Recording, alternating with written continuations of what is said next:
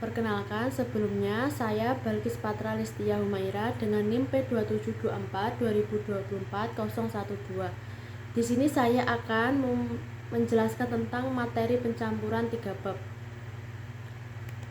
Yang pertama yaitu materi praktikum 11 yaitu tentang penanganan tumpahan.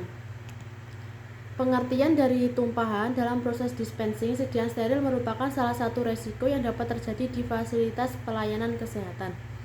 Tumpahan dapat melibatkan cairan obat, larutan sterilisasi, atau komponen lain. Hal yang harus diperhatikan yaitu adanya tumpahan segera dibersihkan untuk pertama, dan untuk yang kedua yaitu spill kit harus tersedia. Yang ketiga, bila tumpahan mengenai permukaan keras, bersihkan menggunakan spill kit. Untuk bila tumpahan mengenai mata, aliri dengan air selama 15 menit. Untuk kelima, bila tumpahan mengenai kulit atau mukosa, cuci dengan sabun selama 10 menit, bilas dengan air. Bila tumpahan mengenai linen atau kain, jika tidak dibuang, maka diberi label sitostatika dan dicuci terpisah.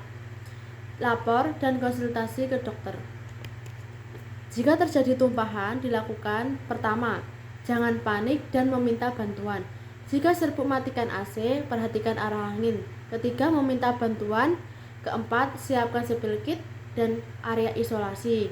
6, kenakan APD lengkap dari masker, jas, sandal, dan kemudian bersihkan fragmen pecahan kaca pada wadah sesuai.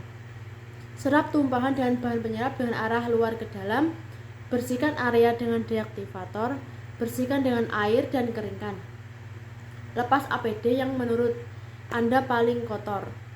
Kemudian jangan lupa dokumentasi dan dilaporkan. Materi kedua yaitu tentang Total Parenteral Nutrition atau TPN. Pengertiannya yaitu pemberian nutrisi dengan rute intravena untuk menjaga atau mempertahankan kebutuhan nutrisi pasien. Metode pemberian TPN yang pertama ada jalur perifer, yaitu ujung kateter tetap berada dalam vena perifer. Untuk penggunaan jangka pendek maksimal 2 minggu. Larutan kurang 900 mOSM per liter. Konsentrasi dektrosa maksimal 12,5%. Untuk yang kedua, jalur sentral, yaitu ujung kateter tetap berada dalam vena sentral. Untuk penggunaan jangka panjang, larutan osmolaritas lebih 900 mOSM per liter. Konsentrasi dextrosa maksimal 30%. Untuk contoh perhitungan TPN-nya yang seperti di papan tulis kemarin di praktikum pencampuran seperti ini, yaitu TPN volume mili kali faktor tetes per waktu menit. Untuk prosedur kerjanya yaitu pertama, untuk TPN pertama perhatikan urutannya. Yang pertama yaitu dextrose, asam amino, air steril, asam lemak diikuti dengan aditif. Tambahkan aditif di akhir, elektrolit dan NaCCAMG. Pembuatan fase protein, masukkan dipeptifen ke botol infus 0A, masukkan CA glukonas ke botol infus A, masukkan NaCl ke botol infus A. Yang kelima yaitu pembuatan lipid, masukkan serat ke botol infus 0B dan masukkan vitamin larut lemak ke botol B. Kemudian mencampurkan 2 fase, yaitu campurkan botol A dan B ke satu botol, kemudian segel rubber cap dengan plastik wrap steril. Prosedur kerja TPN yang kedua yaitu siapkan alat dan bahan. Infus dextrosa 5% dibuka capnya dan dimasukkan jarum infus. Yang ketiga yaitu infus NaCl 0,9% dibuka capnya dan dimasukkan jarum infus. Ujung infusion set itu dipasang 3-way stopcock dan diukur jumlah tetesannya. Kedua botol infus digantung di tiang infus dan nutrisi parenteral sudah siap diberikan pada pasien. Untuk materi ketiga yaitu tentang handling sitotoksik. Pengertiannya yaitu pengenangan sediaan sitostatika harus dilakukan secara disiplin dan hati-hati karena sitostatika bersifat karsinogenik atau menyebabkan kanker, mutagenik menyebabkan nutrisi genetik, teratogenik membahayakan janin. Teknik pencampuran obat suntik yaitu yang pertama memeriksa kelengkapan dokumen atau formulir, terus kedua memeriksa kondisi obat-obatan yang diterima, yang ketiga konfirmasi ulang kepada pengguna jika ada yang tidak jelas atau tidak lengkap, yang keempat itu menghitung kesesuaian dosis, yang kelima itu memilih jenis pelarut yang sesuai dengan jenis pelarutnya, kemudian dengan larutannya, terus membuat label, yang kedelapan membuat label pengiriman, yang kesembilan itu melengkapi dokumen pencampuran, dan 10 itu memasukkan alat kesehatan, label dan obat-obatan yang dilakukan pencampuran ke dalam ruang steril melalui passbook. Teknik pencampuran obat suntik secara aseptis yaitu proses pencampuran diikuti dengan langkah-langkah sebagai berikut. Yang pertama yaitu menggunakan APD lengkap, melakukan dekontaminasi dan desinfeksi sesuai prosedur tetap, menghidupkan LAV, menyiapkan kerja LAV, menyiapkan kantong buangan sampah dalam LAV untuk bekas obat, melakukan desinfeksi pada sarung tangan menggunakan alkohol 70%, mengambil alkes dan obat-obatan dari passbook dan melakukan pencampuran secara aseptis.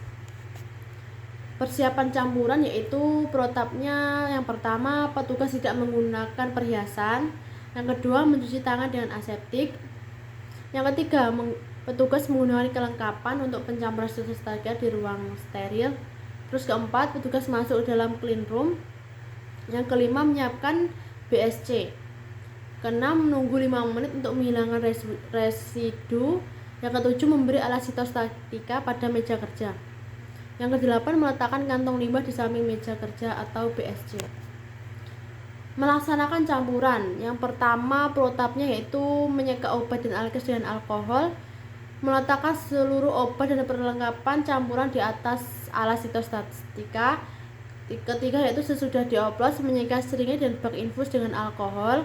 Yang keempat membuang sisa bungkus dan lain-lain ke limbah tertutup. Yang kelima memasukkan obat yang terlindung dari cahaya dalam plastik kantong hitam. Yang keenam memberi etiket. Yang ketujuh memberi paraf setelah selesai. Dan kedelapan memeriksa kembali obat yang dikirim sesuai order. Yang kesembilan mendekontaminasi dan mendesinfeksi ruang kerja. Yang ke-10 melepaskan perlengkapan pelindung atau APD. Yaitu yang selanjutnya pencampuran sediaan vial.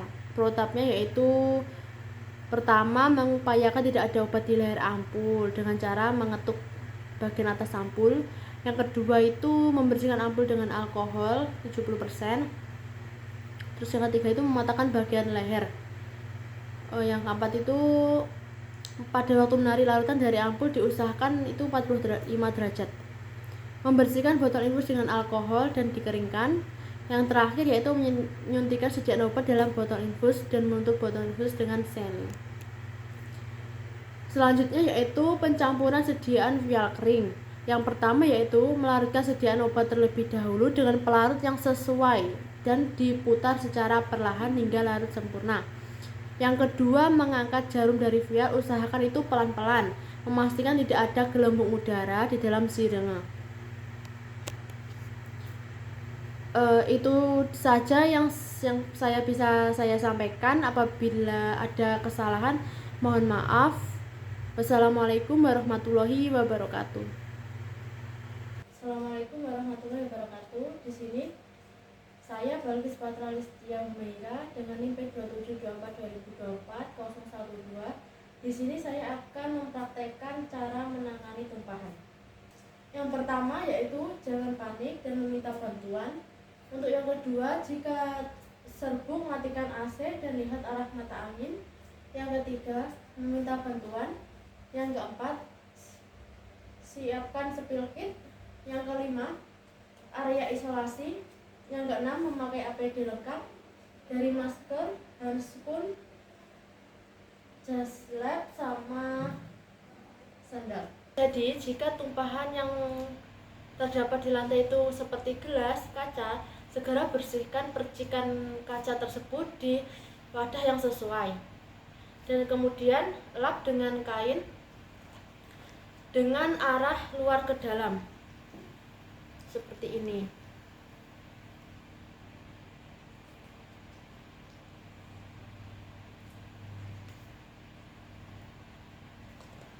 Jika sudah dilap, kemudian dibuang ke sampah yang sesuai. Kemudian bersihkan dengan deaktivator seperti ini.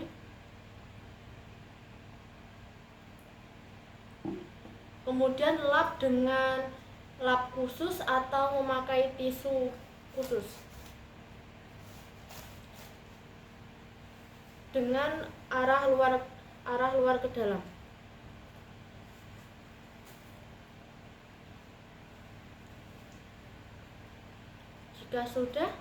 Jika sudah diberikan larutan deaktivator, kemudian tunggu kering dulu, kemudian semprotkan dengan air.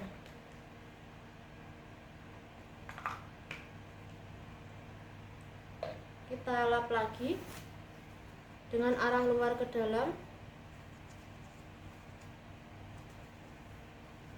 Kemudian dibuang ke wadah yang sesuai. Melepas APD yang paling kotor.